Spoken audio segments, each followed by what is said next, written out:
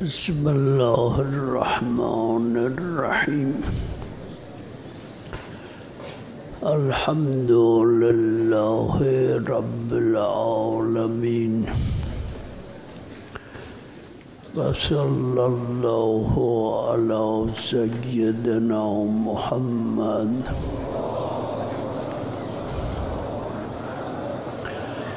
وآله الطاهرين سيما بقية الله في الأرضين واللعن على أعدائهم إلى يوم الدين. Rəhimli və rəhman olan Allahın adıyla, aləmlərin Rəbbi olan Allaha həmd olsun. Allahın salam və salavatı, ağamız və seyyidimiz Həzrəti Məhəmməd və onun pak əhli beytinə, xüsusilə Allahın yer üzündə saxladığı şəxsə Həzrəti Mehdi əleyhissalamı olsun.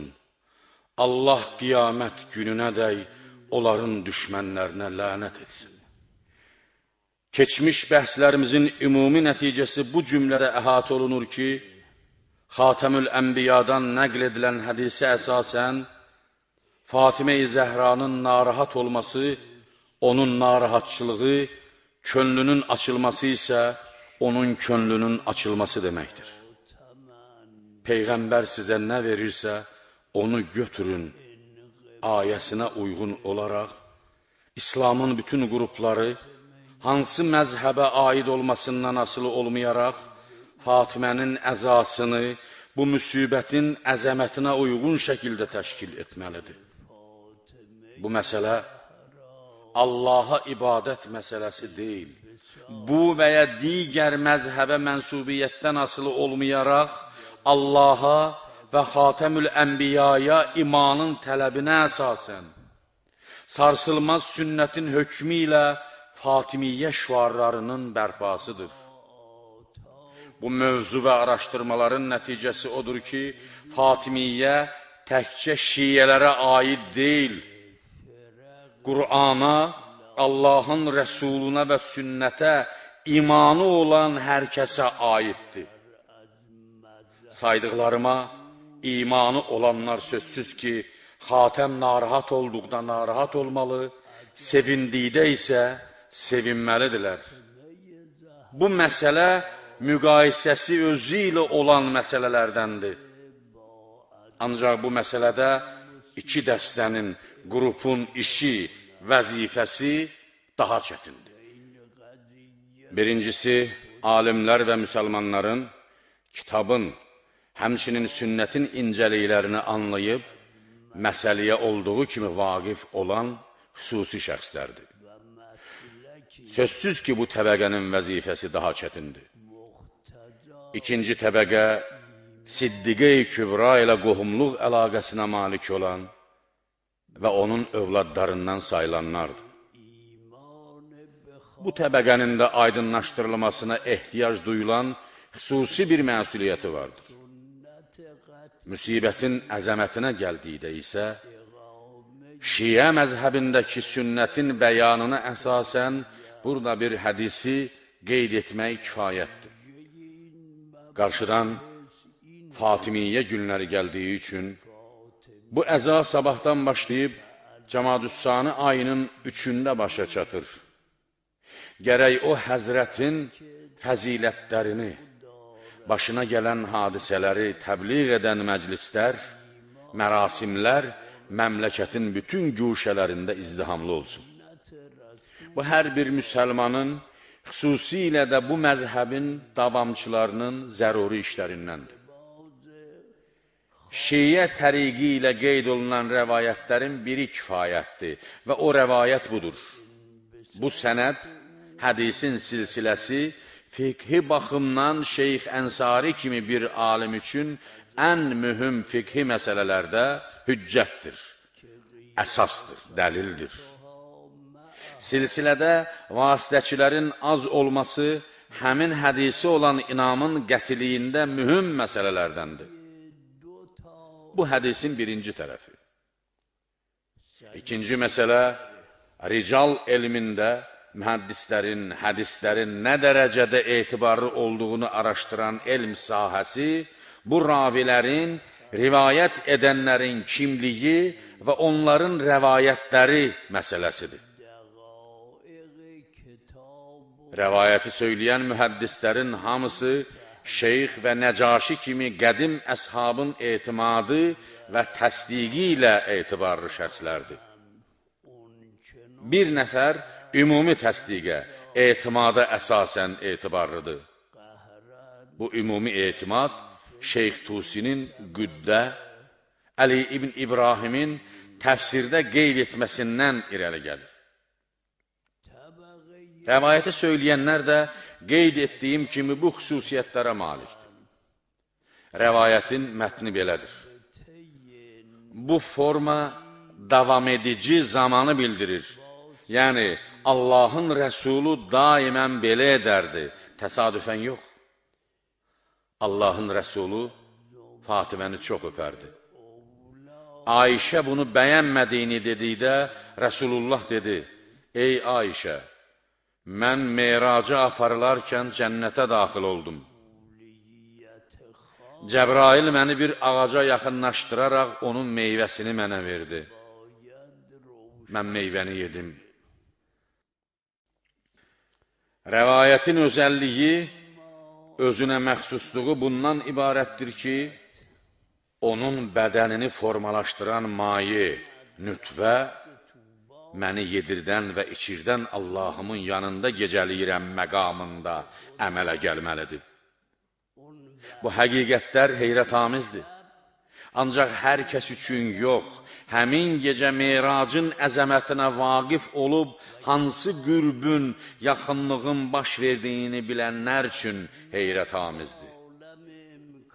Bunu bildikdən sonra Tuba ağacının nə olduğunu anlayarlar.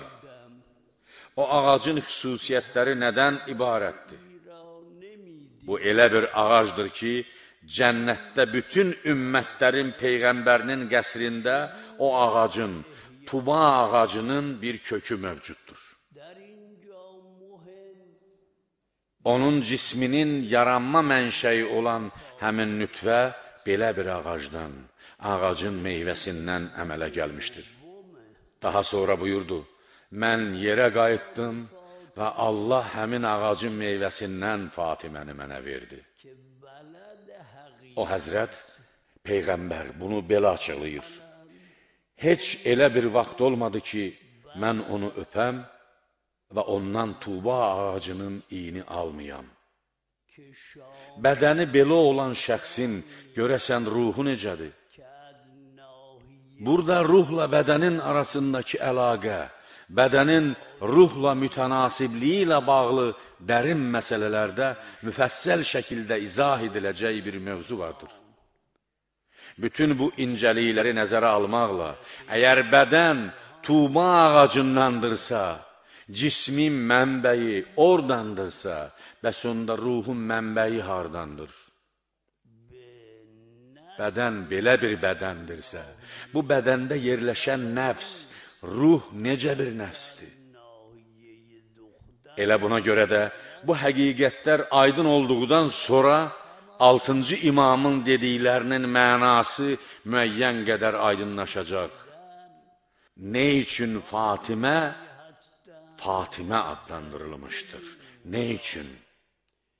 Çünki Fatimə fətəmə kökündəndir. Fətm kəsmək, ayırmaq deməkdir. Buyurur, Fatimə ona görə Fatimə adlandırılmışdır ki, insanlar onu tanımaqdan ayrı düşüblər, onu tanıya bilmirlər. Ağılın əlini onun sarsılmaz məqamına yetişməkdən kəsdi. Sübutu da budur ki, bədən belədirsə, cismin mayası ələl illiyədəndirsə, cənnətdəki ən yüksək mərtəbədəndirsə və sonuna görəsən, ruhun xəmiri hardandır? Elə burada 6-cı imamın ruhun nədən xəlq edilməsi ilə bağlı verdiyi açıqlaması aydın olur. Bədən tuğba ağacındandır. Ancaq ruh Allahın əzəmətinin nurundandır. Bu da ruhun mənşəyi. Allahın əzəmətinin nurundan. Artıq burada hər bir qələm sahibinin qələmi sınır, heç bir fəqihin, hikmət sahibinin açıqlaması yetərli deyil. Bədən tuğba ağacından, ruh Allahın əzəmətindən. Belə olduğu təqdirdə, gecənin bir vaxtında bu bədən torpağa tapşırılar. Onun kənarında duran mümkünat aləminin mərdi deyə ki, kaş ki mən öləydim, ancaq bu vəziyyəti görməyəydim. Bu hadisə necə anılmalı, necə yad edilməlidir? Burada Fatimənin övladlarının vəzifəsi çox mühümdür. Bu da ikinci qrup. Fatimənin övladları. Həqiqi olan hər bir övladı. Əvvəla övlad elə bir addır ki, ana tərəfdən də Fatimənin nəslindən olanlara şamildir. Quranın hökmü ilə onun nəslindən olanlar Əl-Ənam 84 ayəsi dediyimizdə sübutdur. Övlad təkcə oğul tərəfindən artan nəsil deyil, qız tərəfindən olanlar da övladdır. Buna görə də ilk növbədə ata tərəfindən Fatimi, Fatimənin nəslindən olanlar, daha sonra ana tərəfindən Fatimi olanlar gərək o həzrətin Cəmadi-ül Saninin 3-cü günü olan Şam-ı Qəribanini qeyd etsinlər. Bu il axşam olan kimi məmləkətin bütün şəhərlərində seyidlərə məxsus heyətlərin küçəyə çıxması və anaları qarşısında öz vəzifə borclarını yerinə yetirmələri qərarı alınmışdır. Burada iki məsələ var. Birinci məsələ odur ki, Şeyx Səduq Uyun əsərində bir rəvayət nəql edir. O rəvayətin məzmunu belədir. O həzrətin Fatimənin nəslindən olanların üzünə baxmaq ibadətdir. Bu söz öz mənşəyini hardan götürür? Kəbəyə baxmaq ibadətdir. Qur'ana baxmaq ibadətdir. Alimin surətinə baxmaq ibadətdir.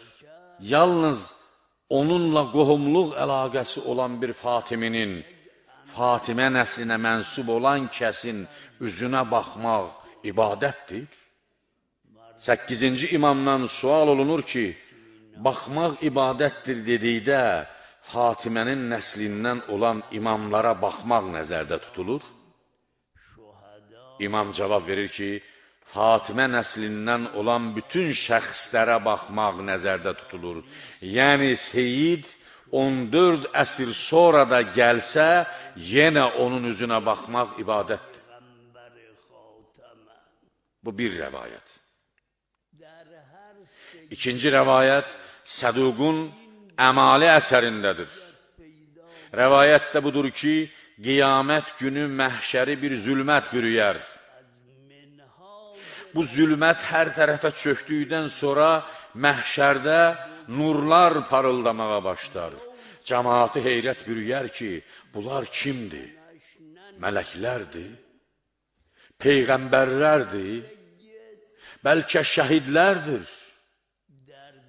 Bu zaman bir səs eşidilər ki, peyğəmbərlər deyirlər, şəhidlər deyirlər. Bunlar Xatəmül Ənbiyanın nəslindən olanlardır.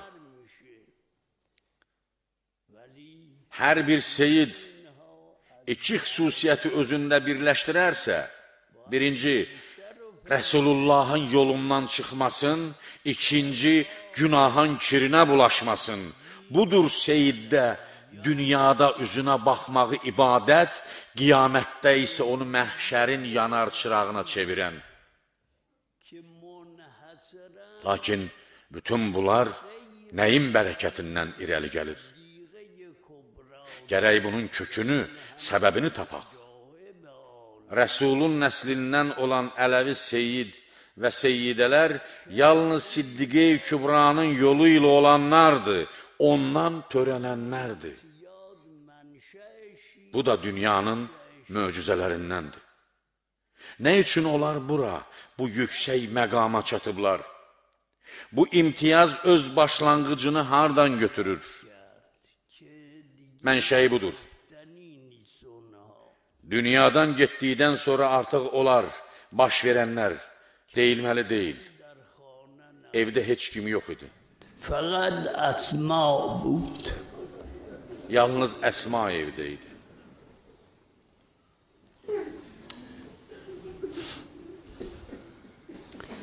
Qusl کرد. Qüsl etdi.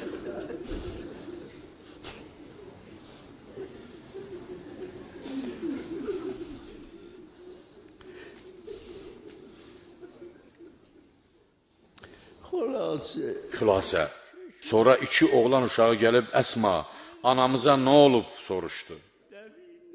Hər ikisi Peyğəmbərin qəbrinə sarı qaçıb, va Əhməda, ya Mühəmməda deyərək onu köməyə çağırdılar. Sonra məscidə daxil oldular. Bel bükən şey isə budur. Əmirəl-möminin kimdir? O kəsdir ki, bədənində 1000 zərbənin izi var idi. Heç bir zərbədə ah çəkmədi. Ancaq bu iki uşağı o vəziyyətdə görən kimi qəşş elədi. Onun vəziyyəti haqda yazılan budur. Üzünə su vurdular. Yerə yıxılmışdı. Sonra ayağa qalxdı. Gəlib evə daxil oldu. Evə daxil olduqdan sonra Fatimənin üzünə örtülmüş örtüyü qaldırdı. Mətləbin mövzusu, mətləbin əsası buradadır. Üzünü açdı. Başının yanında bir məktub var idi. Məktubda yazılmışdı. Rəhimli və rəhman olan Allahın adıyla bu Məhəmmədin qızı Fatimənin vəsiyyətidir. O şahid olduğunu bildirir ki, Allahdan başqa Allah yoxdur. Həqiqətən Məhəmməd onun qulu və rəsuludur. Həqiqətən cənnət haqdır, cəhənnəm haqdır və o saat, qiyamət günü gələcək, buna heç bir şübhə yoxdur. Allah qəbirdə olanları dirildəcək. Ya Əli, mən Məhəmmədin qızı Fatimə, mən sözü ilə hər şey dedi. Mən kiməm, bədənim nədən əmələ gəlib, ruhum nədir? Mən Məhəmmədin qızı Fatimə həm dünyada, həm də axirətdə sənə aid olan deyə Allah məni səninlə evləndirdi. Mənə layiq olan sənsən. Məni gecə ikən hunutla, qüsl et, kəfənlə, mənə salavat göndər və heç kimi xəbərdar etmə. Sonra isə dedi, ya Əli, səni Allaha tapşırıram. Yəni, təkcə yavərin, yeganə rüknüm mən idim, mən də getdim. Sonuncu cümləsi budur.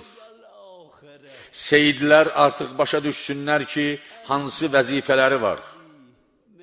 İlk öncə Əlinin və Fatimənin nəslindən olan kişi və qadınlar, məmləkətin hər bir yerində Həzrəti Zəhranın şəhadəti, Cəmadi Üssani ayının 3-ü sizin vasitənizlə həmişəlik zəmanət altına alınmalıdır.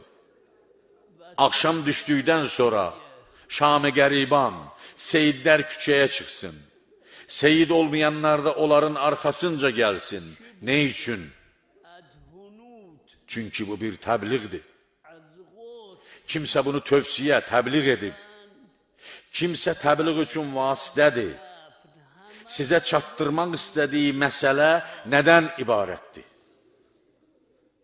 Vəsiyyət bununla bitir. Övladlarıma qiyamət gününə dəy mənim salamımı çatdır. Bu sözün mənası nədir? Yəni onlara de ki, gecə yarı hünut edildi, kəfənləndi və dəfn edildi. Bütün seyidlərin vəzifəsi bəlli oldu. İlahi, bizi Siddiq-i Kübranın ruhu xatır bağışla. Bizi mümkünat aləminin qütbu olan övladının nəzər diqqətindən məhrum etmə. نیمه شب هنود شد کفن شد دفن شد وظیفه همه از خوات سادات معین شد بار الها ما را به روح صدیقه کبرا ببخش ما را مورد نظر فرزندش قطب عالم امکان قرار بده